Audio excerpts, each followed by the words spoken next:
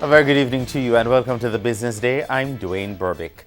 Tourism Minister Ed Bartlett says indications suggest the already record-breaking run for tourist arrivals so far this year has continued into July.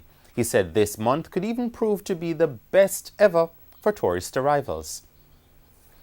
And let's talk now about foreign currency trading, which today saw the US dollar being traded for $128.28. The Canadian dollar is selling for $104.94. The pound sterling costs $167.19, while the euro costs $150.25. Oil prices rallied today to notch their largest one-day dollar and percentage gain since December.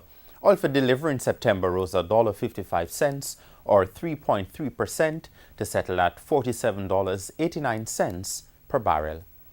And stocks trading today ended with mostly higher prices, pushing the main JC Market Index up more than 837 points, while the Junior Market Index is up 40 points. Those ending higher included Cable and Wireless, Caribbean Producers, Epley, Jamaican Teas, Kingston Wharves, Proven Investments, the Scotia Group, and T-Tech.